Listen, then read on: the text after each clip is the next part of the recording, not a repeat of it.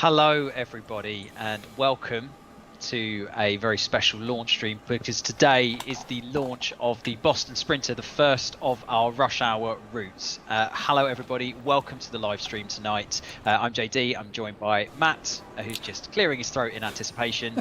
Hello everyone. Tonight we're going to be showing you the Boston Sprinter route. In all its glory, we'll be showing it on an Xbox Series S. We're going to hopefully be able to answer all of your questions today. Before we get started, so we are well aware that there have been it's been very complex, the passage today, in terms of getting the updates on in people's hands. We're very I think we're basically in a point now where things are I'm not going to say where they should be, but they are moving. So just to give everybody a quick update on where everything is. So for Steam users, everything should be ready to go. We're aware there wasn't a launch discount when we pressed the big red button, or when Steam pressed the big red button, but that should be available now. Epic's game store, you all should be able to do anything that you like with Boston. Same with Xbox. We're aware a few people did have a few issues regarding files and being able to access certain DLC.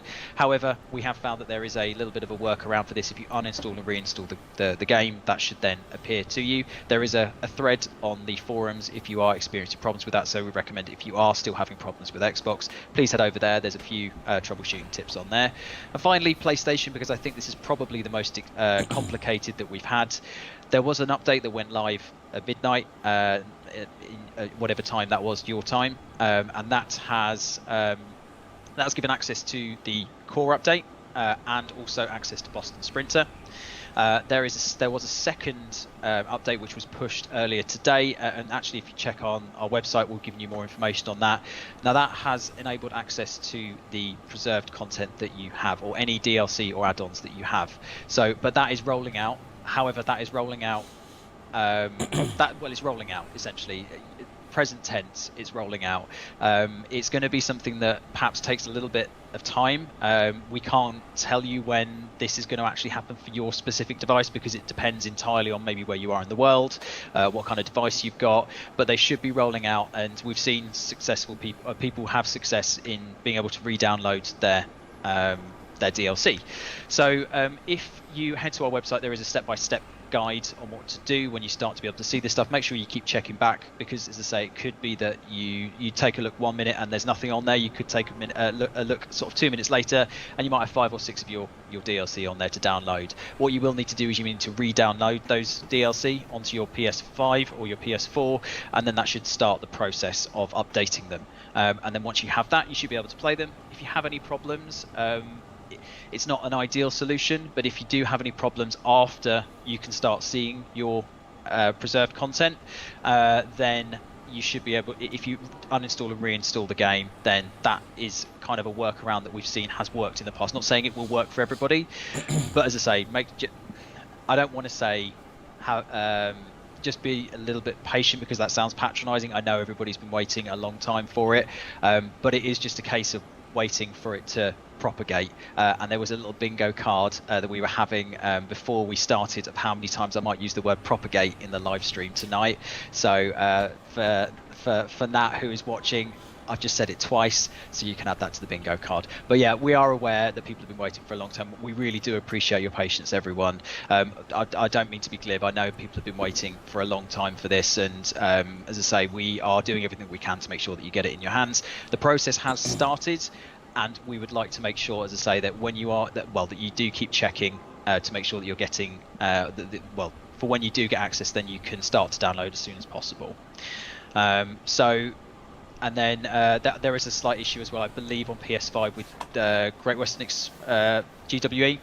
That is being looked into. We're not quite sure what's causing that at the moment, but as I say, in terms of priority listings, making sure that everybody can get into game first of all is our #1 priority. So we're trying to make sure that everybody gets that, and then we'll take a look at some of the other potential things to take a look at tomorrow.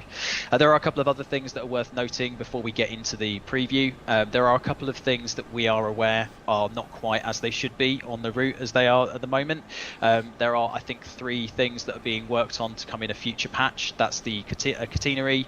There are some Amtrak services that are missing, and there is a missing playable service at the moment, which are all being worked on. Some people in the Discord have already seen some of the progress that's been going on with that. So yeah, that will come in a later update. So we are aware of it and we are working on it. So just bear that in mind when we are showing you the route. Okay, we are going to try and answer as many questions that we can tonight. Should we get started? I'm sure that we'll talk about PlayStation a couple more times over the course of the next hour and a half or so. As I say, we'll cut that there for a second. We'll get into some action, and if you have any other questions, then please let us know. Nice. Yeah, folks, if it's not working for you yet on PS4, just hang fire, as JD said. It's getting there. It's out of our hands, unfortunately. It's a process that just goes through an internal process. So, Right, so we're in the ACS 64. This is Xbox Series X. This is actually a retail, normal one. No, this is my personal Xbox. Nothing fancy here. I thought we'd play some Xbox again. Not saying that my PC's been switched off all day and therefore is not ready to play or anything, but it's a nice coincidence because I didn't mention it at the start, but if you are watching for the first time tonight, welcome. We're delighted to have you with us, and we might see a few more new people in the chat tonight because we did launch on Game Pass last night as well, which is really exciting.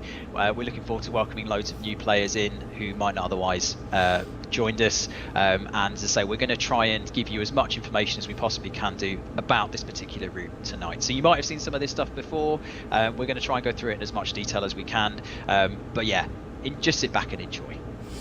Yes, definitely. How many consoles have I got on my desk? The PS5 went back to the office earlier on today, so I don't have that one. Yeah, that was for one night only, wasn't it? That was a one night only special. Or at least at the moment it's a one night only special. I might see if I can get a PS5 at some point so that I can do demos on PS5 as well, so that we can do a mix of them rather than it all being Xbox demos, because I know that's not great. So this service that I'm running here is Amtrak 174, which is quite a fun service actually. I recommended it previously. It is a difficult run northbound into Boston, it's going to be fun. So yes, we'll see what happens as we get there. You get a little bit of a good head start before the bad news starts happening, but we will be held up by access and slowed down by a train in front of us at some point. Yeah, and again, I will highlight as well. A few people are saying game is broke, all that kind of stuff. The game isn't broken. Let's just highlight that. It's just that there have been some platform related things that we're trying to sort through with the platform providers and the companies that support them, and everything pretty much in terms of the inside the game itself seems to be, from what I can gather, working quite nicely. It's just trying to make sure, as I say, that we can get people into the game to begin with. And as I say, there was a planned update, planned to go live slightly earlier than we'd hoped today, particularly for PlayStation, but it is rolling out now. So if you are currently unable to download your DLC or your add-on content, that should be coming. That is a process that is ongoing and is going to happen, sort of roll out periodically over the course of the next few hours or so. We've got an article on the Dovetail Live website about it now with some tips and tricks if you are still experiencing some issues. Folks, how's the audio on the now that the loco's making more sound? Is that drowning JD out? Let me know so I can rebalance it. Yeah. Speaking of audio, should we start with audio? That seems like a really nice place to start, Matt, because this we've had a lot of nice comments actually about the audio on this particular route, and as I say, it's probably worth going into a little bit of detail about how we've been able to build the audio experience for the Boston Sprinter. Sorry, say that question one more time. I was just looking at a comment on the chat as you were talking there. You're not paying attention to me, Matt. What are you doing? Oh no. So essentially, audio, discuss. That's what it is. So how we built the audio for this route, and obviously in the past, some of the US routes, I know that we've perhaps not got to the level that we want to with audio. It seems like there's a lot of nice comments about particularly the horn, but also the kind of the internal and external sounds as well. So how have we kind of built the audio for this particular route? Well, there's a couple of things. So we had from when we went on our original trip to the Northeast Corridor, we were able to get some great recordings of this train, this loco. But it was fairly early. It was really early on in our cycle of building trains. Northeast, when we originally built the ACS 64. So bluntly, we weren't as good at it as we are now. So one of the things that we did with this was scrap it and start again with the audio on this train, on this loco. So yeah, one of the audio engineers had a lot of fun redoing this one from scratch, with all of the new stuff that we've got that we know about and the new capabilities. All the physics were redone from scratch on this train as well. One of the things that the audio team are trying to put extra effort into now is the horns, so that when you blow the horn, you get a sound that's unique. It's a nice, it works for shorts, longs. It's a nice, functional, flexible sound, and they put extra effort into making sure that works because it's important. And so that's the ACS 64. On the MBTA side of things, we've actually been working with a new partner, and I've got to remind myself what his full thing is now. Hang on. But we've been working with a new partner, and he's been learning the tools and so forth, and has done really, really well actually. Ryan at the Audio Shack is who we worked with on the audio for the MBTA stock. Now that was in conjunction with our audio team as well, and is sort of based on the original Caltrain F40 audio, but some of it has been stripped, some of it's been rebuilt. There's a new layer of internal audio that's been added that wasn't there at all before. So there's all of this stuff that's been done and redone. And Ryan's brought Ryan is an American TS1 sound engineer, and in the community, and sort of he's bringing his expertise into TSW, the same as people like Ed Fisk and Mike Goltz have been for UK and German stuff. So it's been great getting Ryan on board, and I think that he's learned a lot. This is his first content that he's worked on. Actually, there's a comment there. We turn the cameras off. Let's go ahead and do that. And hang on.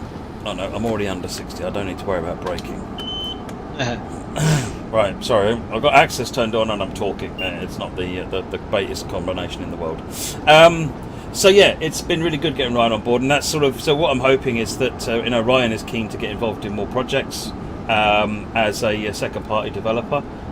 So hopefully with with Ryan and our own team enhancing their skills, we'll see bigger, better, greater American audio. Lovely.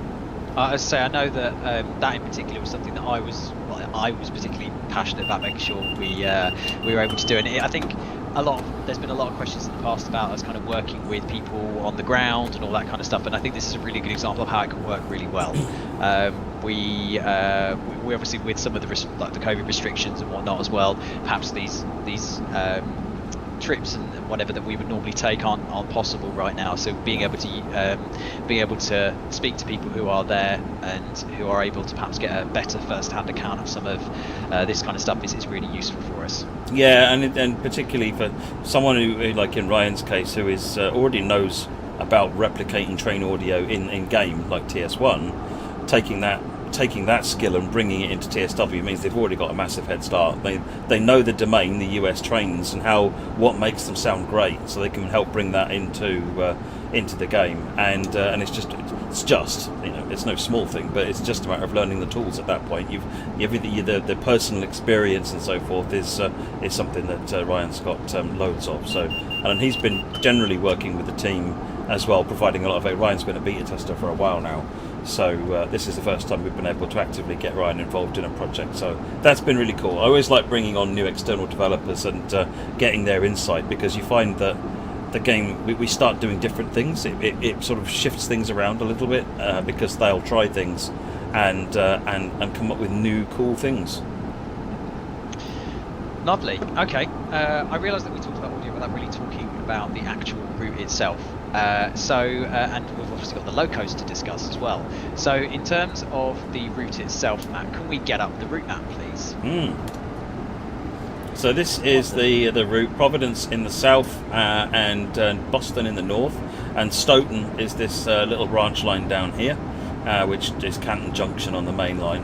This is Boston. You've got Boston South Station here, Boston Back Bay Station there, and then you've got the Southampton Amtrak Southampton yard down here, along with the big loop that they reverse the trains around on. Yes, and that's kind of one of the features of the route, isn't it? That kind of ability to. What was the phrase you said? I can't remember. I was slightly distracted by somebody who just pinged me on Discord. So can you just say that again? So if you look at this train has a locomotive at the front, and I'm just going. That must be horrendously loud. I'm just going to turn that down. It's certainly definitely me. Let me turn. Apparently, that down. I'm quiet as well. Yeah, it is, because it's feeling like the game is quite loud. So I'm going to turn that down. Right. So, it's got a locomotive at the front, and it's got coaches at the back, and there's nothing at the back to drive. So, when this train goes into Boston Station, the locomotive is up against the buffers. How does it go back the other way again?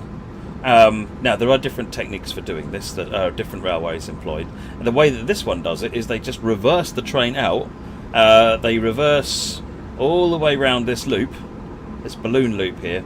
So they'd start up here, reverse the train around. Hang on. Oh, well, I've got to slow down. Put it into suppression. Once we're in suppression braking, we're good. And then release the brakes once we're down below the limit. That's all you need to do. It's quite straightforward.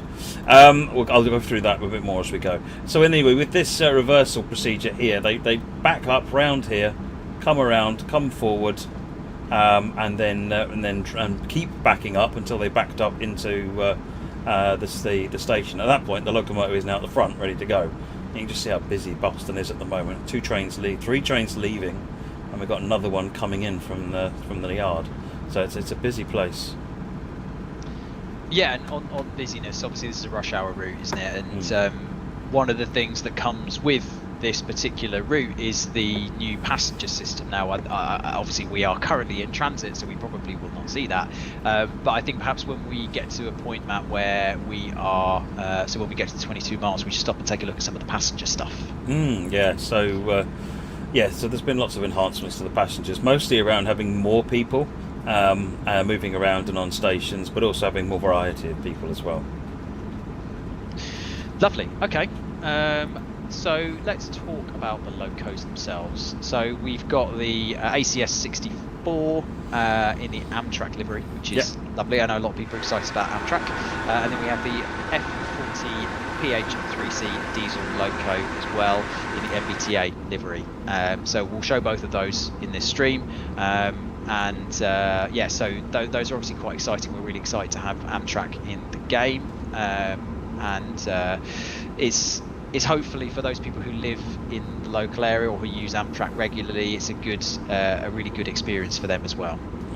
Oh yeah, absolutely. I hope so. It's we had the Amtrak in the older TSW 2020, and we haven't had it since in TSW2, so it's really good to get it back. But then we've also got MBTA, which is a brand new license, so it's cool, and their trains are pink, so you know. I mean, that's a tick in the box straight away for you, that, isn't it? So, that's that. I wasn't aware of that. That's definitely made my evening so far. Okay, so in terms of, again, more kind of nuts and bolts stuff, scenarios, services, how many are we looking at? Services 186, I think it is, which includes depot services. Certainly for the MBTA trains at the moment, there's a problem where the Amtrak depot services aren't playable. They're being counted in the 186 because they are playable services, but for various silly reasons they're not showing up in the user interface. So that's one of the things we have on our list to fix. You can drive them if you find one. Then you can literally spawn up in front of it, get in the train, and it will let you do it. It just won't put it in the UI. And the scenarios, there are 5, if I remember rightly. And then there's the 3 tutorials, 1 for each cab. Lovely. Cool. I'm just going to repeat again. I think we'll probably have to do this a few times over the course of the stream, just while we're in this kind of interval period. For those people who are playing on Xbox or PlayStation, don't worry. Xbox, if you head over to the forum, there are our forum, and go into the Xbox forum, there is a thread that if you are experiencing issues to take a quick look at. So we found that uninstalling and reinstalling the game helps. It's not got everybody sorted, but it's got most people sorted. So if you do that, and if you head over to the forum, if you're still having problems, Matt's gone over the speed limit. I just had a speed reduction, so this is fine. And then from a PlayStation perspective, yes, we are aware that people have been waiting for a long time. Thank you very much for your patience. The update is rolling out, or the ability to access your preserved collection and your add-ons are it's rolling out. It's just rolling out, and and I'm going to say the word again, propagating in everybody's machines or everybody's consoles in a slightly different way. So you will start to see that filter through. But as I say, it will be different for everybody. We can't be sure as to when that stuff is going to be coming out, but it is coming. Don't worry, please don't panic. And please, also, I've seen a couple of people saying that it's asking them to pay again for things. Please do not do that. You should be able to absolutely get them for free when that update has rolled out. And it's a good surefire way of seeing that the update has rolled out, is that you can get them for free. So please keep looking, please keep checking. Thank you again for being as patient as you have been. I know a lot of people have been waiting a long time for it, but it is coming. Some people are starting to see some of their preserved collection come through already. Boston should be available though if you want to try it already. So I will say that another couple of times, because I'm sure there are going to be people that come in over the course of the stream many times. But as I say, that's where we're currently at. If you want information on the current status of things, there is an article now on the Dovetail Live website, which has more information and some kind of repro steps if you want to try it yourself. Okay.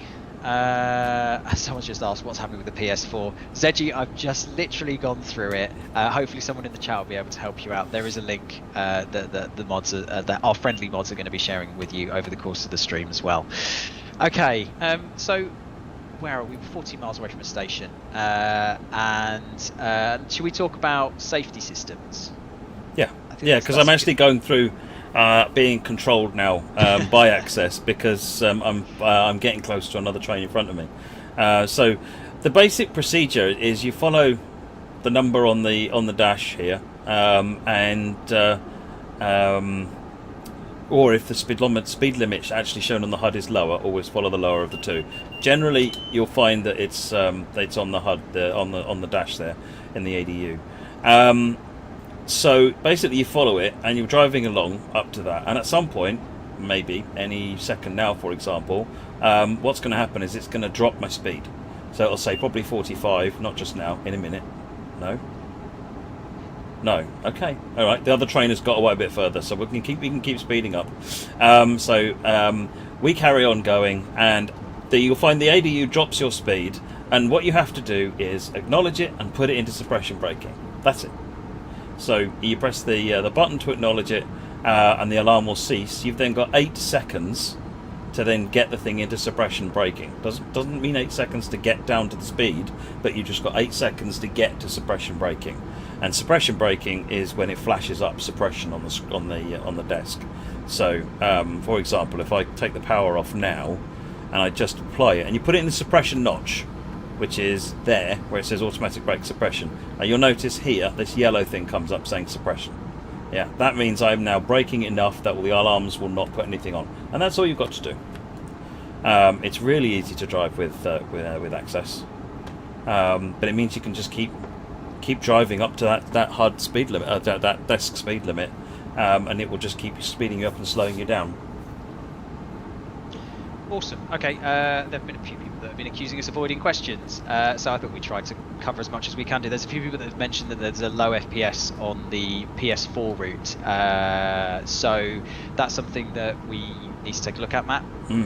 It's not something we were obviously aware of before launch, so we'll if what I'd say is if you're experiencing low FPS, go to the technical reports forums and let us know what your setup is, and we'll see what we can do in terms of taking a look at optimizing it. As I say, there are obviously a few updates with this in terms of passenger load and all that kind of stuff. So whilst we've tested it, obviously there are people that have got different machines, different capabilities. So we'll see if you give us as much detail as you can, we'll take a look at it. And again, for those people on PlayStation, I'm just going to link you an article in the chat right now. That's got all the details of the PS4 stuff. And people are saying it wasn't tested. Of course it was tested. It's just that, as I say, sometimes things vary. And we are very much in a position where we are trying to make sure that everybody has the best performance that they possibly can do. Oh yeah, very much so. Someone else was saying about the signalling is so it either lights up ATC or access. It lights up ATC if my restriction is because of signals, and access is if the ADU speed is coming from access. So it's just dropped me down to 45. I acknowledge, put it into suppression braking, and that's it. As soon as the light is on, we just keep going, and we just slow down until we get down to 45. If you get another drop, as I'm probably going to get another drop to 30 in about 300 yards, and it doesn't matter if I haven't got to the 45 yet, it'll just drop to the 30 and you need to re-acknowledge it. So you'll find, here we go, we're going to get past it. So there's the Baileys is on the ground. There you go, acknowledge it, and we just keep on braking. So... Yes, we're also so we talked about kind of signalling as well as also safety systems in this, and one of the things that we did want to do as well, because we're aware that there haven't been many US passenger routes, is to do something around signalling 101 for US routes, and do another one for German routes, and do another one for British routes. And I think Matt's going to be our professor for the day for those, and we'll get those into the Railfan TV schedule in the next sort of few weeks. Yeah, because the German route is HL signals, which is not the same as the German signals that you're normally familiar with. They're kind of like it, but just enough different to trip you up. So we'll need to top up the German signalling side. I'll do a video covering the American signals, the NORAD signals that we've got on this route, along with the cab signals that you use and how you drive. Basically, what I'm doing at the moment. And then we'll just do probably a much shorter video, to be fair, on the UK stuff, because red, yellow, green, it's a bit easier. Makes you wonder why everything else is so complicated, doesn't it? Well, it more makes me wonder why ours isn't, to be fair. That's true. That is a very different way of looking. That's a very, very salient point. Yeah, absolutely. Okay, so we're obviously playing on a Xbox Series S. In terms of those people are S even. What am I talking about? X even. Sorry, it's been a really long day. In terms of those next gen consoles, so the PS5 and the Series X, what are we looking at in terms of improvements for players? So for next gen players, you're looking at extended view distance. Draw distance, about double the draw distance from the original consoles. You're looking at shadows more detailed and going further out. Got another Amtrak service coming here. You're looking at distance field shadows, which is just another way of saying the shadows got a bit further out again, but without cost to the frame rate. What else is there? The timetables. So if you run Munich, then you'll find you're running the PC timetable. The same with Great Western. Hello, we've now got the restriction. What else? Textures. One of the most important ones, actually. The textures are running full PC detail. They're much, much higher definition textures compared to what was on the consoles previously. So really, you're looking at the the next-gen consoles running equivalent to a PC on high settings. And there isn't a great deal of difference between high and ultra. The draw distance goes out a little bit further, and that's about it. So, this is giving you pretty much a decent PC experience, and it can do it 4K at 60 FPS, certainly on the Series X. So, that's better than a lot of people's PCs can do. Lovely. Cool. So, again, we've talked about kind of some of the nuts and bolts of this. Some of the other things that are coming with, obviously, the core update, which is also released today. Things that perhaps you might not have noticed, things like file compression, faster loading times.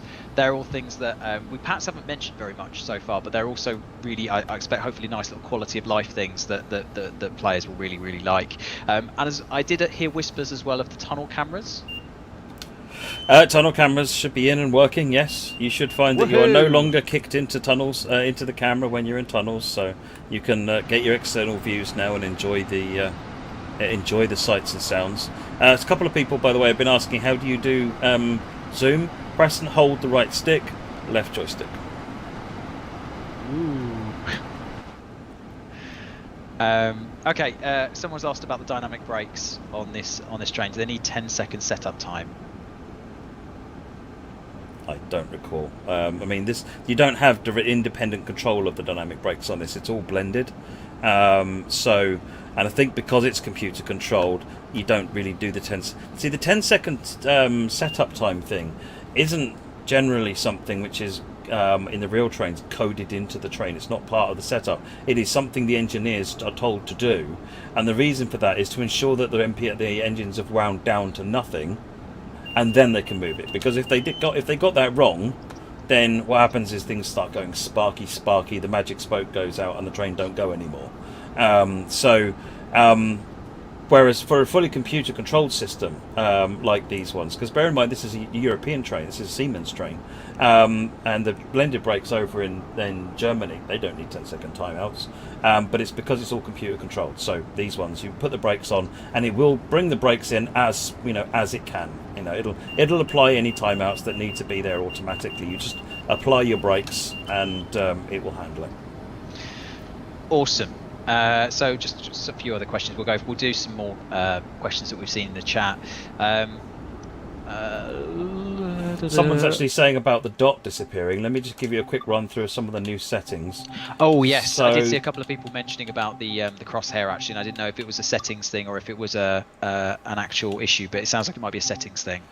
So crosshair visibility, I had it currently set to sort of 50%. You now have a selection, so you can make it 100%, which is just a solid white dot, or you can use the new large donut. I'll switch to that one. Or you can choose off. If you don't want it off on at all, you can just turn it off. So that's now available here. Camera motion sway level, I thought it wasn't doing much, and it's because apparently at some point I turned it off. So well done me. So you can now turn that up to 200%. 100% represents what the game did previously. 200% meaning double, which I think makes it feel more realistic. Might make people feel a bit nausea or not. In fact, I've got someone saying it causes headaches. I'm going to call it back to 100, just so people watching the stream don't suffer anything. I personally prefer 200, but that's just me. What else have we got? Under in controls, auto hide crosshair. If you turn that on, then auto hide crosshair will make the crosshair disappear. It's not really a crosshair, but it's the dot thing in the middle of the screen. The auto hide dot thing just doesn't have the same ring to it. So let's come out here, and you can see this is the new crosshair dot large donut thingy.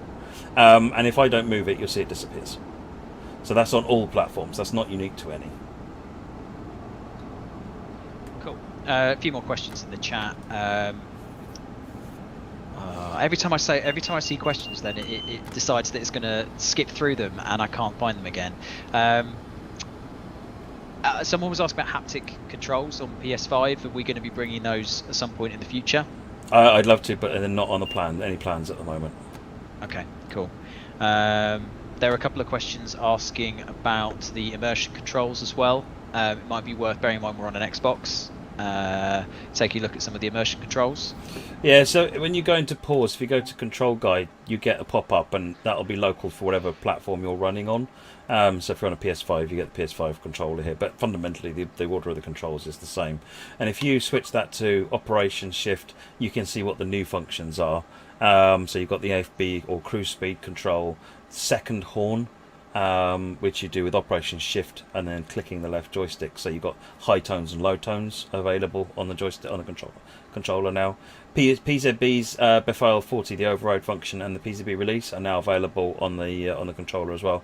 Sand, and if you're using the Class 101, the DMU that I was driving last night, the move to lap function pops the brake control straight back into the middle, which makes life a lot easier. That's now on the controller as well. That's on the keyboard. If you don't know about that, it's a / key. And then there's also the camera shift, which allows you to move vertically up and down, zoom, take a screenshot with the down D-pad, cycle internal cameras and external cameras. So if you want the free-flying camera, then you can cycle through the 2 different chase cameras, the beam boom cameras. All those cameras are now available, and you can just cycle through them, as well as the internal ones as well. So if I switch here, I can go through internal cameras that are in the train. And we probably should talk about track IR, rail driver compatibility, all that kind of stuff as well. So I know we've done a couple of preview streams on a while back with track IR involved. Had a few people saying they really enjoyed it, enjoyed using the new functionality. We won't do a demo today, I don't think. No. But it is worth taking a look at if you do happen to have it. Rail driver compatibility should be across all of our routes now, I believe. I don't think it's everything. It's a much wider range of it than it was previously. But Yeah. I think there are still a few stragglers that haven't been done now. But the Preserve Collection update, which came as part of this update, was quite a significant increase in the number of trains that support rail driver. Yeah, and again, if you want to take a look at the full details, they're on our website. There are a couple of articles back just on the core update. So if you want to see the full list, they should be available there. Okay. Let's talk about. Should we talk about collectibles? Do we have collectibles for this route, Matt? We have collectibles for this route. We have, I think there's a map, a poster. There is, hang on. Where's the brakes? There's a map, there's a poster, I think there's fire extinguishers, and there's a something else. Can't remember what the other one is. When we get to the stations, we'll perhaps take a look at that. For those of you that don't know the route, this is Canton Viaduct, which is quite a well-known viaduct on the route. Lovely. Oh, I was going to ask actually, Matt. Are you able to put your FPS on? I haven't got a keyboard plugged in, and when we're going to get held up shortly, and I'll try and wrestle a keyboard onto my console. Okay, cool. I'll just wang on a little bit while you get that sorted when we stop. Okay, why did this is a good question. Why did we choose this particular route for rush hour? What is it about this particular route that kind of just screams chaos, screams rush hour? One of the things we definitely wanted to bring a US passenger route in. It's something that people have been really asking for, and we've covered an awful lot of different passenger routes over time. And what we wanted to do was bring Amtrak back. And we looked at a variety of different options for bringing Amtrak back. And hang on a minute. Oh, I see. I've got the brakes on. Get the brakes off, thank you. So yeah, we really wanted to bring Amtrak back. So we looked at various options for it, and actually spoke to Brandon, who built the track for this route. And it was hey, this is the route that I built, and we looked at it, and it was just superb. And being a bit of the northeast corridor that's not been done before was really interesting, rather than constantly just doing New York over and over again, which isn't actually the sort of the ideal thing to do, because trains don't run through New York; they stop or start at New York. So whereas an area like this, you get the nice range of commuter traffic, which was boosted by the fact that MBTA actually approached us and said, "Hey, we'd love to be in the game," and that's quite rare. So it's like, okay, we need to try and talk to MBTA and see how we can get on with that. And it ended up just being a really, really good mix. So it worked in a number of ways. Boston is obviously a really busy route. This one's quite a fast route as well. So yeah, it's a combination of different factors, really. Cool. Yeah, and I think, as I say, once people are able to kind of get in and play it, I think that we've seen a lot of people sort of really sort of enjoying it, I think. There's a question about Preserve DLC bought on Game Pass. Can they transfer to Epic or to any other stores? Sadly not. All of the stuff that you purchase is exclusive to that particular platform. I mean, think about it from a platform perspective. Steam will obviously want to have I suppose, a cut of the money that you would buy for a route, and also so would Epic. So I can't imagine them wanting to share it very much. So they don't transfer across, unfortunately. So if you are purchasing on a particular platform, make sure it's the one that you want to play it on, because it will not transfer across. No. So Yes. Gareth's just put. I wonder if MBTA wanted to get it in the game because they know how much Matt would love their livery. Possibly. I don't know. I wouldn't want to comment. Couldn't possibly comment. Right, the keyboard is in. The frame rate counter is now there. Cool. And the season ticket, it's worth talking about the season ticket because I don't think we've touched on this really. Caleb Train Lovers just said, will the season ticket get me all three routes permanently? It absolutely will, and it will get you them as soon as they are released. So obviously we have the Boston Sprinter live now. We have the German route and the English or British route coming later on, and as soon as they are ready to go, they will be downloaded for you, or ready to download. I can't remember whether it is an auto download or if you have to actually physically download it, but you should have it available to you. So once you get that season ticket, you have all three. KBP, Operation Shift doesn't work on Xbox controller for PC. It did when I last tried it, which wasn't that long ago, because I use the controller on my PC quite a bit. So raise that one as a ticket, support ticket, KBP, and we'll look into it. I'm certainly not aware of any issues with that, because I use it myself. Lovely. Right, coming up on Route 128 now, 0.8 miles is our first stop. Brilliant. I think actually we talked about Audio Shack. I think Cactus Juice is in the chat. So hello, Cactus Juice. Cactus Juice is Brandon, and Brandon built the track for this route. Oh, okay, sorry. And is also doing the catenary relay. That's why I know the name, the catenary. Yes, sorry. So big shout out to Cactus Juice for his immense skill and knowledge. Absolutely, yeah. And as I say, that I think he sent a couple of progress updates in Discord actually over the course of the day.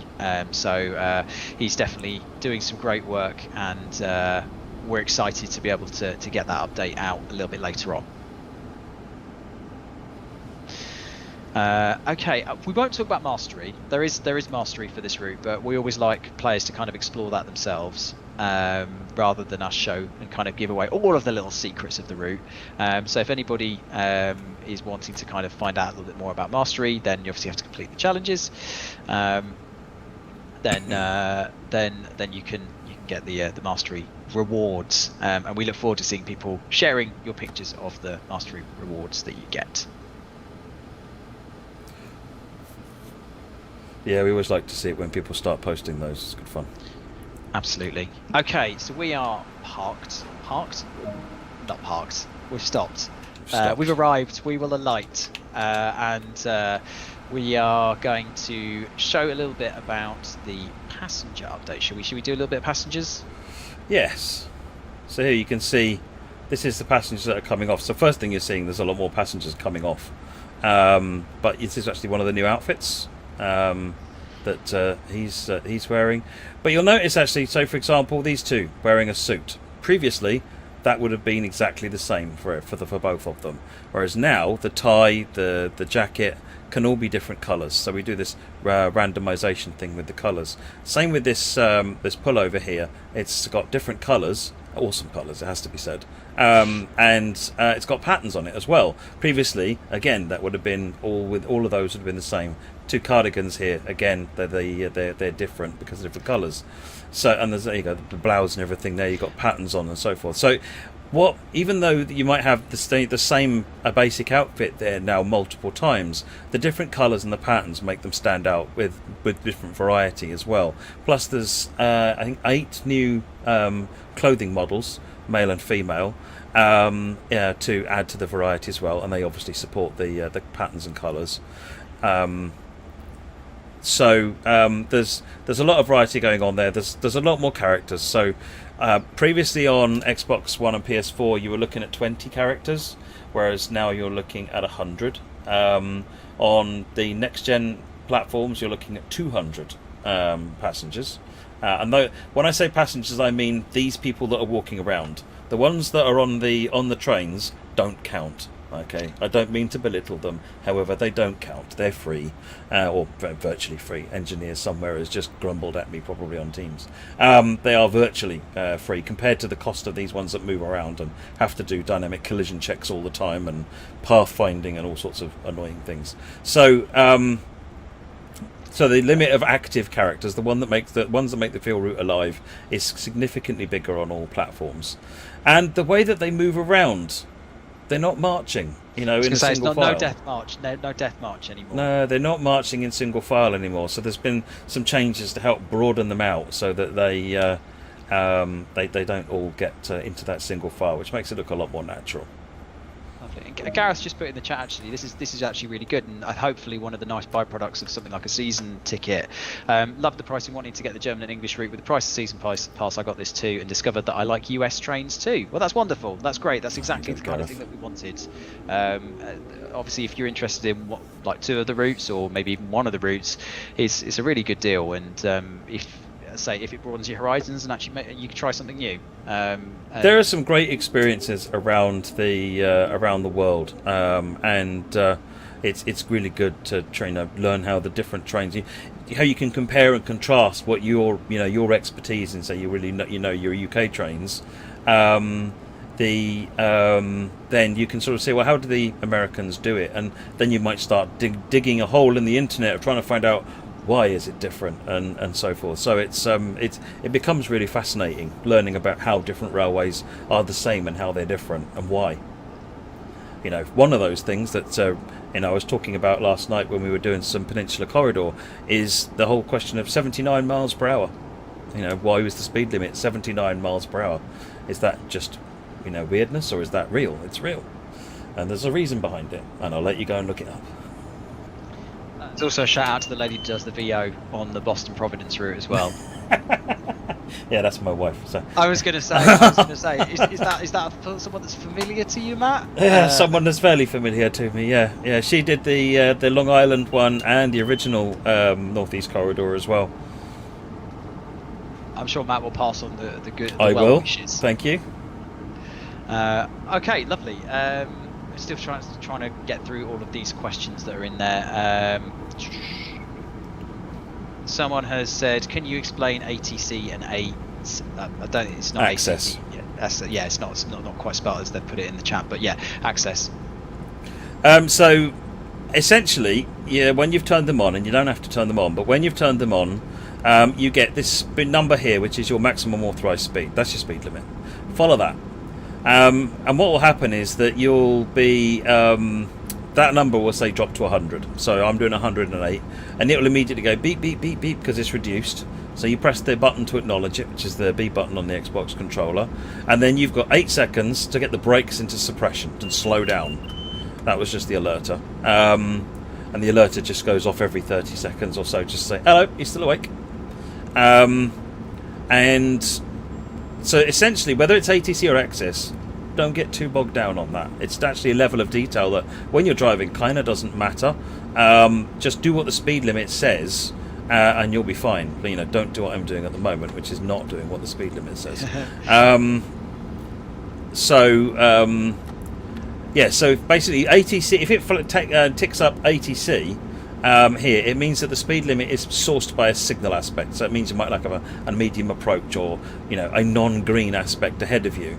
Access flagging up a signal indication or a reduction in speed is just to slow you down. Might be for corners or there are a number of reasons access can slow you down. One of them is to, for example, if you're approaching a red light, access will speed manage you to a stop so that you can't possibly overrun that red light. So there's still things like that. But the thing to remember basically is when you drive to that limit, when you get an alarm like that, you just need to cut the power and apply the brakes into suppression until you're under that speed, and then you release it. And it doesn't matter how long it takes you to get under that speed. It's all designed so that as long as you're at that suppression braking, you'll always be okay. I'm sure it made a lot of sense to everybody in the chat, but I'm going to have to rewatch this, I think, to make all the sense of that. But it sounded very impressive anyway. Well, we'll get some more coming up in a minute, and I'll talk through as we do those. Please do. You just basically, when it slows you down. Slow down. It really is all there is to it. Yeah. At this point, I've seen a few more PlayStation questions crop up, so I'm just going to reiterate again. So there isn't a bug or anything like that. It is just the case that the update is rolling out for PlayStation 4 to be able to access the preserved collection. Boston Sprinter should be available now if you want to grab that, and you should be able to play that, no problem. But there are a few things that we're trying. Well, it is rolling out essentially. We are trying to make sure that, as I say, people have access to it, and there is an article on the Dovetail Live website which goes into the details on what you can do. If you're finding that, say for instance, I saw a couple of people talking about crashes, it might well be that the best case for you guys might be to uninstall and reinstall the game, and then, as I say, that might also help with the process of it won't help with the things appearing, but it might help in terms of the way that the game interacts with those updates. And Nat's just put in the chat, go on, say propagating again. It is propagating, everyone. So you can add another 2 ticks to that bingo sheet, Nat. So we just actually had one of those while JD was talking. We had a speed drop, so that's fine. It's important. So yeah, it was just I put the brakes on. We've slowed down to 30 and released the brakes again, and that was it's straightforward. Hopefully you saw what I did there, and this because I think we're changing tracks. As we come up here, so we've got I think it's actually going to be a 45-mile-per-hour crossing once we get to it. Kabepe, you like the larger fonts up the top left? Excellent.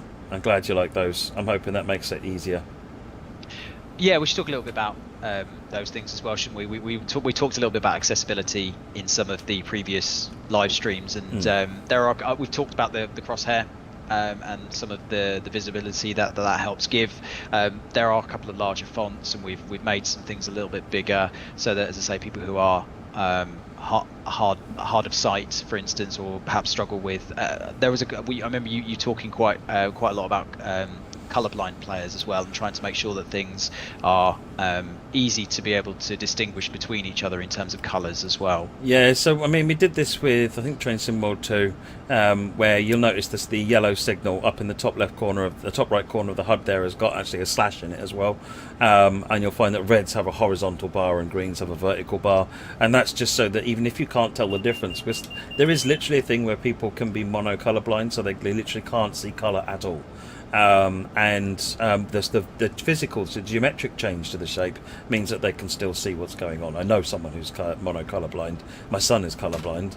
My wife thinks I'm just blind when I'm trying to find something, but that's a different problem entirely. There's also, I spoke to someone on the public forum, actually got in touch with me saying he was having trouble with the dot in the centre. He couldn't see it, and it was because it was a deep. We defaulted it to 50%, which actually made it really hard to see, which was kind of the point, but it was a really thoughtless point, to be honest, because we kind of wanted to get it out of the way, but to where you could still just about see it. But what that meant was if it was difficult, if you couldn't see it very clearly, then it was gone now. It was virtually impossible to see. So that's why it's now flexible. You can choose what you want, and this additional one's been added that's this big, much bigger cursor compared to the other ones, and that's now on there to use as well. And then Sam's idea was to just after a while you can optionally make it go away entirely. So that means that you kind of can have it on a big cursor and then make it go away, and then it just never bothers you. And that really works well, actually. It's a good combination. Yeah, great. And I know that there was somebody that mentioned, actually, again, a little bit of trouble. Sorry, I will come back to this point, Matt. A little bit of troubleshooting. I've seen a couple of people on Steam as well that were talking about potential issues with crashing when they try to log in. If you verify your files, we just heard somebody has just done that, and it seems to have solved the solution. So if you are finding that, then if you verify your files on Steam, that should hopefully help.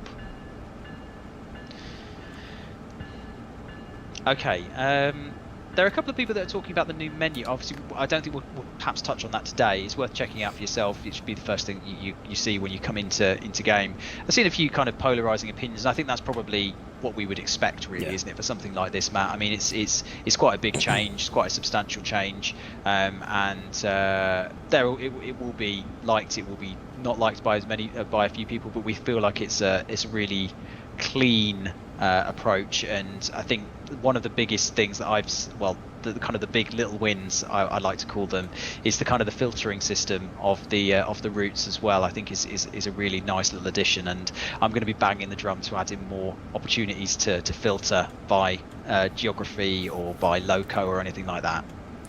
Yeah, I mean, I must admit, obviously, of course, I like the new system. One of the things I like about it most is just that it just feels more visual. The presentation on the front page, you get to see these pictures of the great locos. Lists are fine; you can see more on the list, but it just seemed really boring, frankly. So that was why we wanted to sort of mix it up a little bit. It's not going to be to everyone's taste, like any change. Live with it; it'll grow on you. There was people inside Dovetail that initially weren't fans of it, and now are a lot happy with it because they've spent some time with it. It's one of those things. I'll say that everybody hated the HUD last year as well, and here we are. And somebody was mentioning about the intro as well, the new Dovetail intro, looking a little bit like a Marvel film. I would imagine that's probably the intention. I quite like it. I think it's quite cool. And as I say, when you get the opportunity to see it, let us know what you think. Yeah. Okay, what are we looking at in terms of questions? So, I'm just having a quick look. Sorry, I was distracted by another question that I don't think we can. Jackal's asked, is track IR compatibility included within this route? Yes, it is. Track IR is a standard feature now. It's available with every loco because it's part of the core game.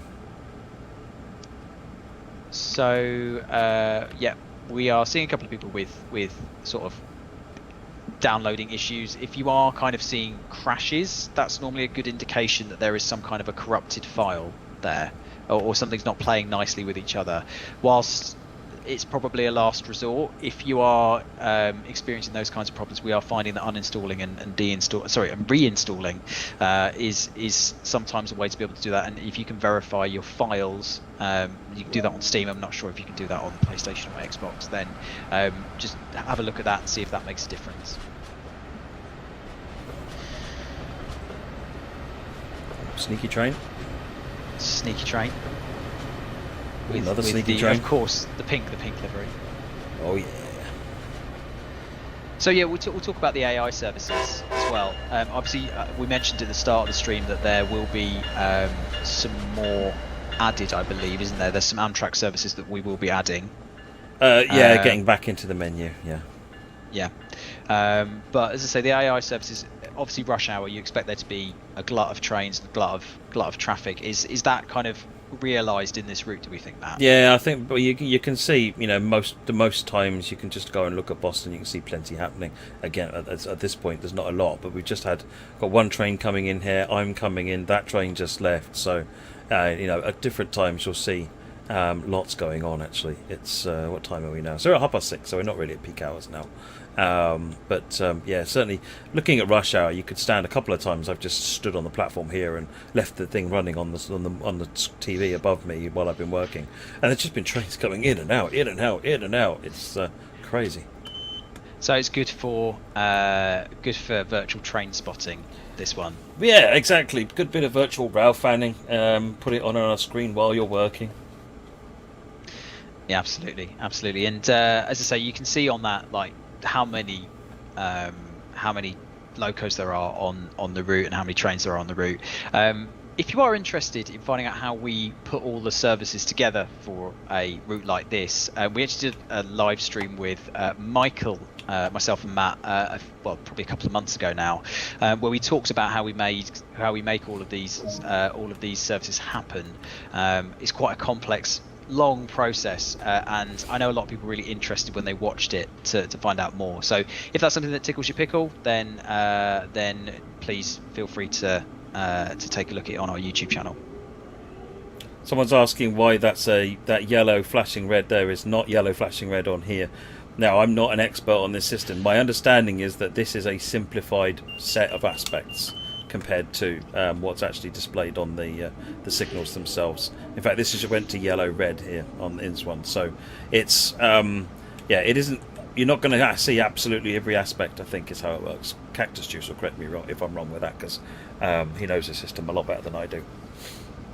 Yeah, and we've seen a few people talking about things like update sizes and whatnot. It entirely depends on your internet speed. It depends on how many DLC or add-ons you have.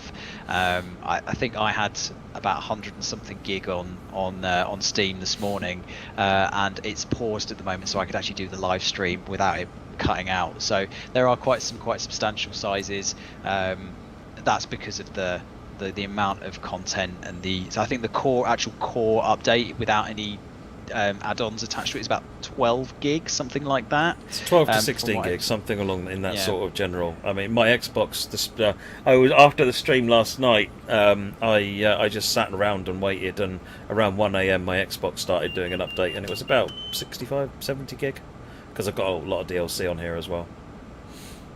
Absolutely, yeah. As I said, mine was 100 and something because I think I have everything on there as part of the Dovetail team. We do get access to all of the add-ons if we so choose. My hard drive is not thanking me for it, I have to say. But there are definitely ways to make it.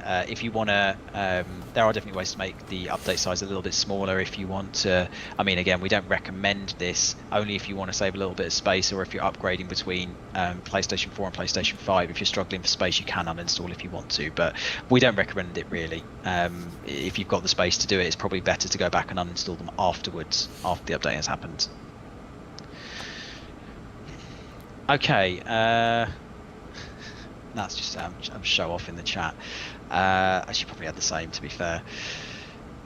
Matt Jamaica, CA YouTube has asked, am I getting better at driving trains? Utterly not. No, I'm trying, really not. but I'm not. Really not. So I am trying though. I'm watching all of the Professor Matt videos that I can to get myself acclimatized. But as I say, I think this week in particular we have something called Creative Project Morning within our team, and it's a time that we can sort of take to sort of pursue personal projects, and I use that time to play Train Sim World 2, and the last sort of 3 or 4 times it's just been I've been like, I can't take this time today. I'm sorry. I've got so much else I need to do, and obviously the last couple of days have been a little bit mental. I know that, as I say, Matt, you've spent a lot of time over the last sort of probably 7 days, I think, actually, without having too much sleep and spending a lot of time in front of your screen. So, as I say, I think that there's been a monumental effort in trying to make sure that this is as good as we can make it for. As good as we can make it for all of you guys at home. So we hope you're enjoying it. We hope that those of you who are able to play it at the moment are enjoying the route and the core update as well, because the core update is a pretty monumental achievement as well for Adam's preservation crew and the rest of the team that have been involved in making sure that the UI and everything is as it should be as well. So well done, everyone. Yeah, I mean, one of the PlayStation in particular, one of the real challenges there was because we have rebuilt everything to work it with 4.26 of the core engine. One of the main challenges we've had is that there's when you don't just upload new content for the PlayStation. All it can do is add to what's there and replace it. So effectively, if you have a 10 gig file and you want to replace that 10 gig, then effectively it's now 20 gig. Yeah, so every time you do an update, it just adds to what's there. So you can imagine that this would have meant that if you had 90 gigs currently, you would have now had 180 gigs. And that would have been all using your hard drive space up. And so one of the things that the team have been working with Sony on is, that's just not going to fly. You can't do that. That's just terrible. And so we're doing something not many games do, and I think it's partly related to what actually is happening with the PS4, in that Sony are redeploying all the content based on the new stuff.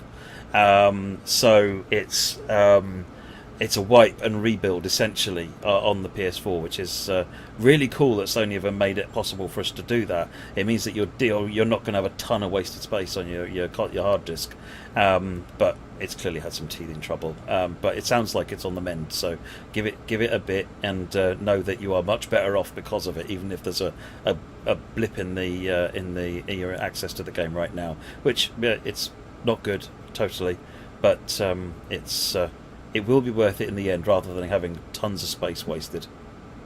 Yeah, we do really appreciate everybody that's been waiting patiently. Hopefully, as I say, most people have been able to get access at the moment. But as I say, if you are struggling on PlayStation, don't worry, it is coming. All the relevant buttons have been pressed. It is just going to be, I know, the bingo card time, propagating into everybody's machines slightly differently. So they will be coming in at some point, and we're hoping it will be hours rather than any longer than that. But there is an update on our website if you would like to get any more information. There's some instructions on when you do get access as well, what to do, because it involves re-downloading the relevant add-ons that you need as well. Boston is available though, I will say that, and the season ticket is available. So if you are interested in that and you like what you see, you are more than welcome to take a look at that, and that should be available for you now, as well as I think the core routes on I think that's obviously that's Bakerloo, Colne and Sandpatch Grade as well, I believe are ready to go as well for most players. Yeah. The stop markers at South Station don't have the colour bars on the ground, no, because the colour bars on the ground will trigger if you stop anywhere on them, and at terminal stations like this we need you to stop near the buffers at this end. So the only way we can do that is by putting an old-fashioned stop marker on here as opposed to the colour bars. We use the colour bars where it doesn't matter too much as long as you stop somewhere in it, but because of the way the colour bars work, now we want to expand the way the colour bar behaviour is so that it can work kind of as a combination of the two. But at the moment we use the colour bars where it doesn't matter too much, and we use a single blue dot where we want you to stop in a specific place. There you go, I'm only 10 minutes late. I still got a gold medal though, but as you can see, that was it's train 174. If you want to get some practice with access with the onboard signalling systems, this is a fantastic service where you're following, I think, a couple of trains over the period of time, where you'll catch up, pull away, catch up, pull away, and it's really good practice for getting through it. Wonderful. Okay. Shall we see the MBTA livery? Oh, let's look at some pink. Oh, I got an achievement. Woohoo! Complete your first service. Alright, let's do the F40.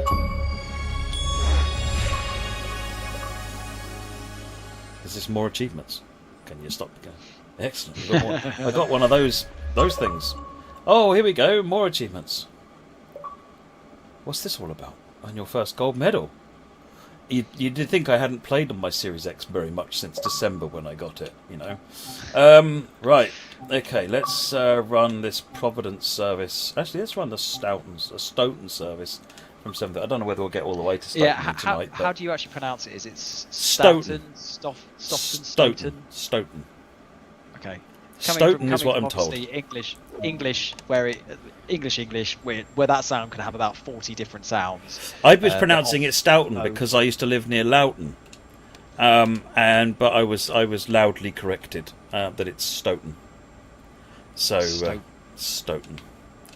Right, so the F40PH, I've seen a number of people. I was watching a stream with someone actually who was having difficulty getting it going. It's the same as all the American trains, but if you've not used the American trains before, it'll trip you up. First thing, these 3 switches all need to be on. These are what engage the power side of the control stand. This down here is your headlights. You'll want headlights on. Then you want your gauge lights on, which is this one. You want to insert your reverser, which is this one, and then move it forward. Over here, we need to activate the brakes. So you want your brake cut-off valve cut in. And you can hear the brakes starting to react now. Down here, there's the MU2A valve. Doesn't matter why it's called MU2A valve. It is. It's in trail by default. Since we are leading the train, we need to put it in lead. Right, all the brake stand is now active. And we should be good to go. So, open the doors with the left D-pad.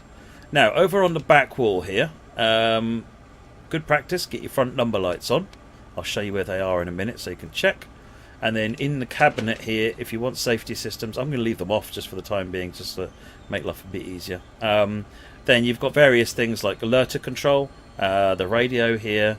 These are your safety systems, the safety device there, and the warning device down here. So you turn all of those on, and you'll get all the safety systems in there as well. And that's how you get everything operational. Outside the train, this is your number board lights. So this is what turns on the number board lights on the front. You don't want your marker lights, because that's the red. These are your marker lights. These are the red ones. And these are the rest of the lights that we've now got on. So we're all good to go. Looking over on the right hand side here, these are the head end power controls, HEP controls. So head end power provides electricity and so forth to the rest of the to the train. You want to make sure that it's I think it says train line complete. There it is. So you can see that means we're on. If it's not working, then you want to start the HEP engine. You want to AC power on, and you should see it, and you should be good to go. That'll then make sure that the coaches have got lights and aircon and heating and all that good stuff. It's passenger comfort, folks. It's important. Right, let's lock the doors and take the brakes off. Boston Bay just round the corner. Little one to get us started. Wait for the brakes to come off a little bit. Put a bit of power on.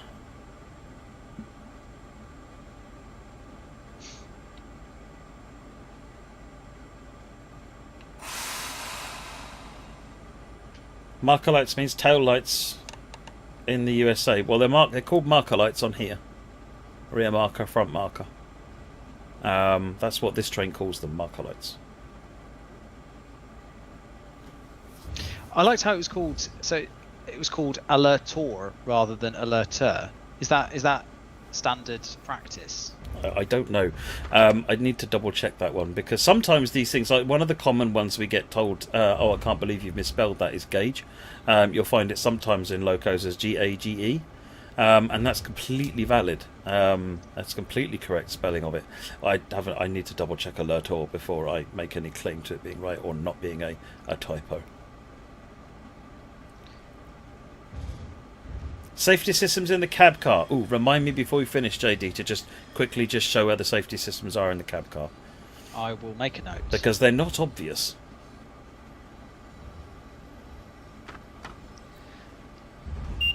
How far are we? 0.9 miles. Should we take a look through the rest of the loco? Should we go when we stop? Should we take a look through some of the rest of the cars? Yes, let's do that. Yeah.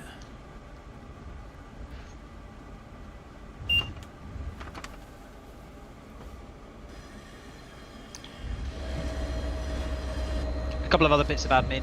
The route is 43 miles long, and it does include the 4-mile branch from Canton Junction to Stoughton. Stoughton. Yeah, that's right, isn't it? Stoughton. Oh, for goodness sake, Stoughton. I might as well just say propagate again. Why not this juncture? Propagating. How are you paying against? How are you paying attention to that? Any news on the other rush hour routes? Not at this point. We will be showcasing all of the routes in preview streams and articles and all of the stuff you've seen with Boston. We'll be doing those for the other routes as well, and that will give you as much information as hopefully you had or have for Boston as well.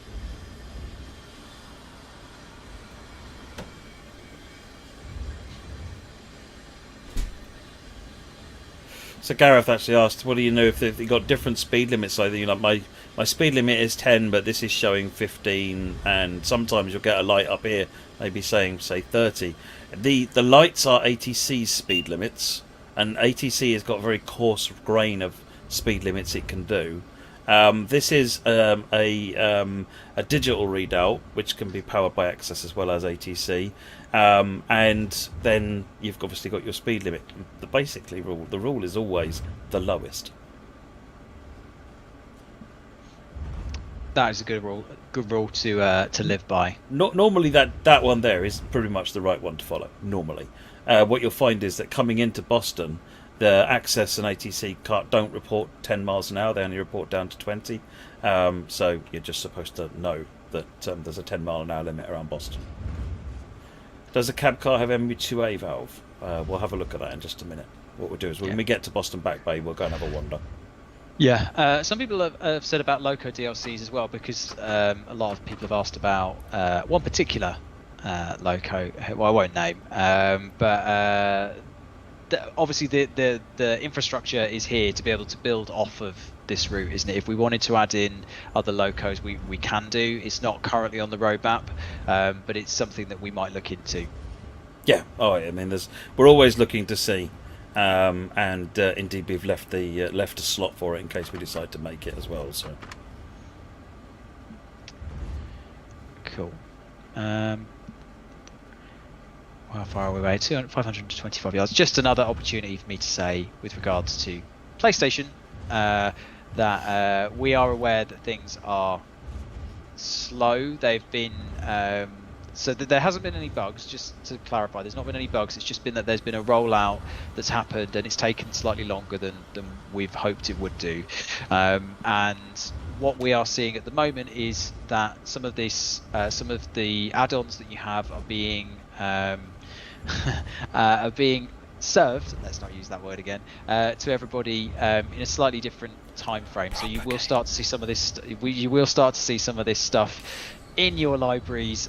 Please, if you've already got it, don't buy it again. It will come up as free when this update has rolled out for it in its entirety. So it will come, don't worry. Thank you very much for your patience so far. We really appreciate it. But as I say, it will be rolling out to everybody. There's nothing we can do to speed it up at this stage. There's nothing we can do to tell you how and when it's going to happen, but it is happening. The button has been pressed, and it will start to show.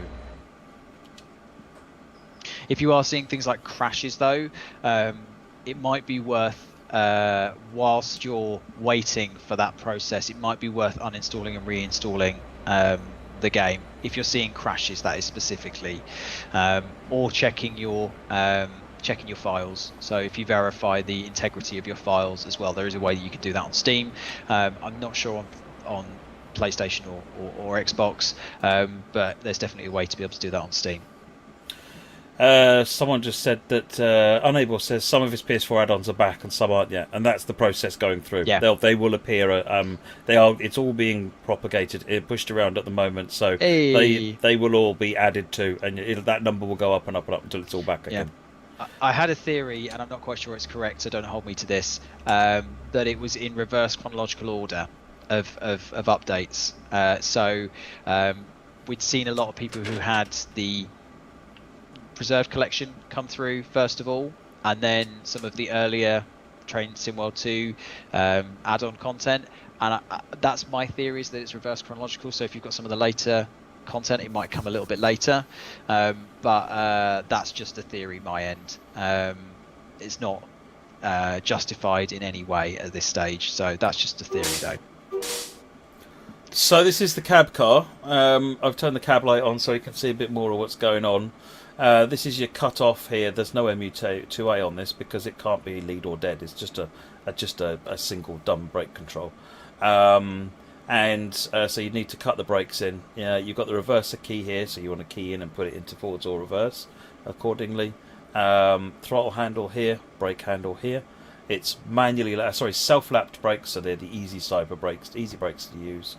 Your headlight control is there, so you can turn the headlights off or not. You've got in this cabinet up here. You remember on the F40 I said there were 3 switches you needed to operate? Well, these are the equivalent of those switches, so these all need to be turned on if you want to drive from this end. So that's those. They're important. Wipers, they're obviously important. What else have we got to play with on here? Safety systems. Let's go and have a look at safety systems. They are here in the fuse cabinet.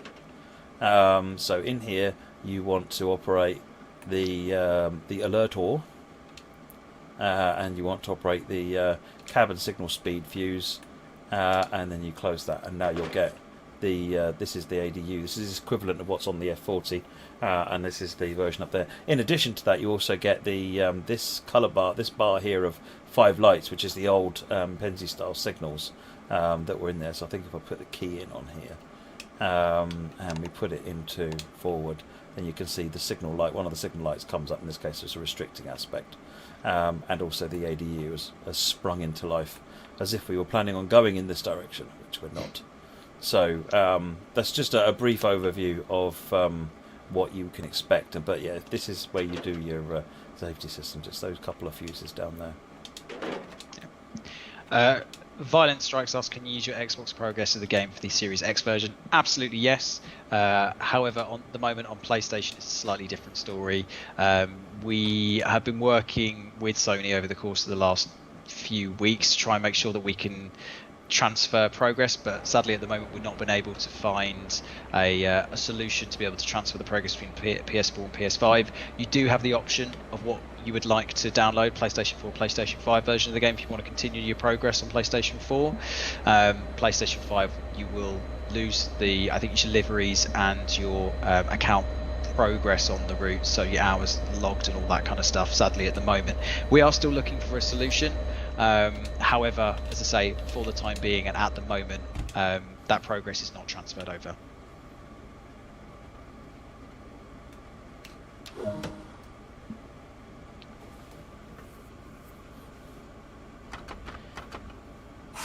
Cool. And as you can see, the platform is quite full, isn't it? There's, as we mentioned before, a lot of variety of different types of people in there, and we challenge you to kind of find the most random individual that you can possibly find in terms of color coordination or outfit or patternization. We'd love to see some of your crazy passengers that you've seen. It's my goal to make patternization a word in the dictionary, by the way. I don't think it's a real word at the moment, but no, I don't think so either. If we all say it enough, then it will become part of the dictionary. Absolutely. Okay. Shall we give it about another 5 minutes, Matt, and then we will call it an evening? Is there anything you really wanted to go over on this route before we call it a day for the evening? I think we've pretty much covered the main salient points on it. Yeah, I've seen some people generally asking, not just on the stream, but otherwise about working level crossings, and yeah, they're in mostly on the Stoughton branch. There aren't really many level crossings on the route, but there are 2 or 3 on the Stoughton branch, and they work. They're animated. What else have we got? What other questions have you got, folks?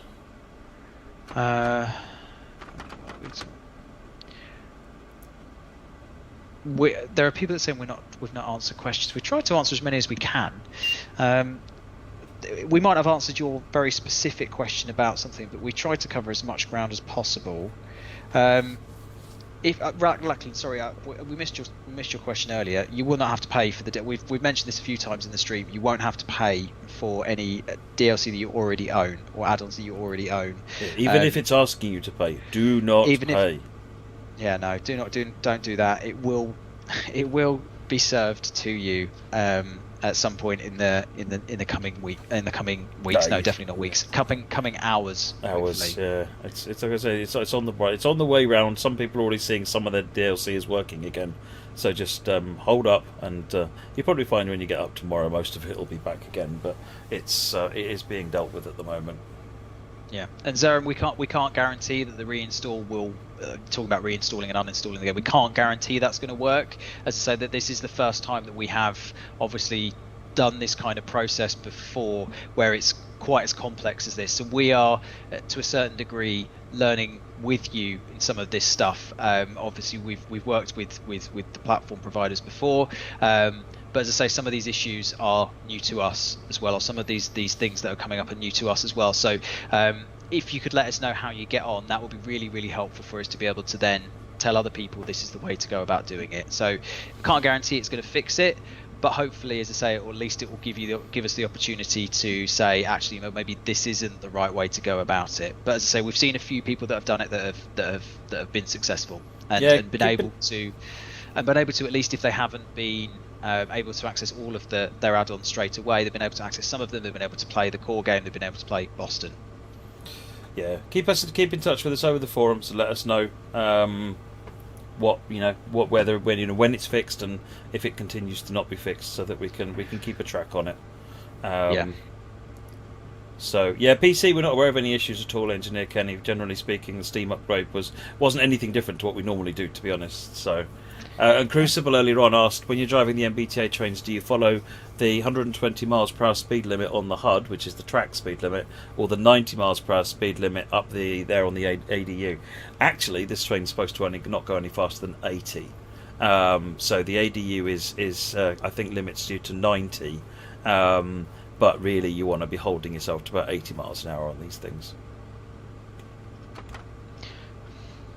And Lachlan's asked again about the PlayStation Store. It still says I have to pay. This is coming. We've said it a few times in the stream. We are. I don't want to flog a dead horse here, but it is coming. It's coming to you guys. But as I say, the button's been pressed. It's just a case of it arriving on your stores, and there's nothing at the moment that we can do to speed that up.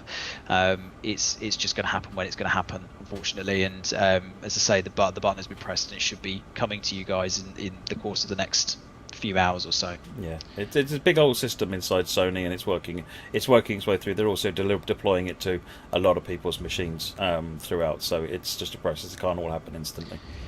Yeah, we would have got a ticker up, Jason, but obviously we wanted to try and make sure that we didn't ruin the experience for anybody else who's watching this. Obviously we've removed our face cams, which is a good indication that we want people to try and enjoy the route with our disembodied voices over the top of it, rather than with our faces ruining perhaps some of the scenery or some of the UI.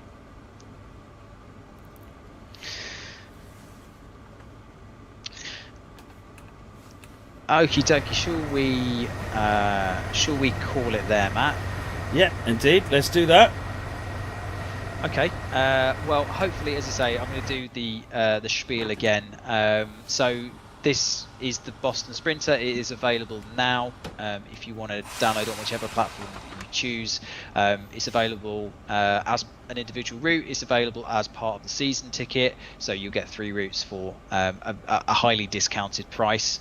Depends which locality you're in as to what that discount might be, but you can get the 3 routes. They will arrive one by one, so this is obviously the first of those routes. They will come periodically, and we'll have more information for you on the German route and the British route in the coming weeks, and they will be previewed like we're doing with this stream as well, and previous ones in the past. For those people who are currently struggling with various different bits and pieces, we have a few threads up on our forums. There's a lot of people who are helping others out in there as well. We're jumping on those as well when we see them. If you are on PlayStation, the button has been pressed. Don't worry, the stuff is coming to you. It's just a case of waiting for it. We really do appreciate your patience in this. There's not anything we can do at this stage to speed that process up. It's just going to happen when it's going to happen. Please let us know if it takes if it's kind of over a 12 to kind of 18 hour process possibly. So if it's over that time period, then please let us know. There is an article on our website which has details on how you can contact support if you're still struggling as well. So if you want to contact one of the support team, you are welcome to do so as well. But please only do that if you're pretty confident that enough time has elapsed that it's not, you're still not seeing it. On Xbox, I know there are a few people who are seeing some updates are unavailable. There is a workaround that we have seen work for some people on this, where you uninstall the game and reinstall it, and those then become available. Again, there is a forum thread on our website that will kind of go into a bit more detail on that. And if that doesn't work for you, then again, please let the support team know, and they will get back to you as soon as they possibly can do. PC and Boston, we're not aware of any additional. PC and Boston, PC and Epic Store, we're not aware of any issues at the moment with regards to being able to access the game. But what we will be doing in the next the next 24 hours is kind of starting to collate your feedback on the actual route itself and see what you like, see what you don't like. Please let us know. If you're enjoying it, then leave a review. If you're not enjoying it, then again leave a review. We'd love to know what kind of your feedback is on it as well. if you're on Steam, that is. Other than that, we're back to face cams again. I thought we ought to say, if we're going to say goodbye, let's at least be yeah, here. that's true. That's true. So hopefully you've enjoyed that, everybody. Hopefully we've been able to answer some of your questions. We will of course be back next week with Railfan TV. The schedule will be live. I think tomorrow, and there will be what we've got next week planned. But yeah, Boston Sprinter. I hope you enjoyed it. When we publish the schedule, you need to make sure you propagate it to enough places so they see it. Yeah. I will do my best. I will do my best. I think Matt might have said it more than I have, actually. I'd like Matt to do a tally, actually, please. No, I haven't.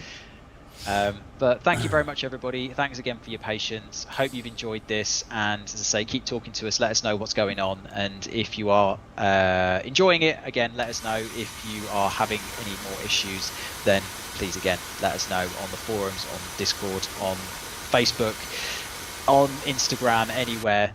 We should be able to pick it up for you. So thanks very much for watching. Enjoy the route when you are able to get access to it, or if you've already got access to it, we hope you're enjoying it already. From myself and from Matt, thank you very much. Enjoy your evenings. See you later, Thanks very much, folks. Cheers, everyone. Bye bye.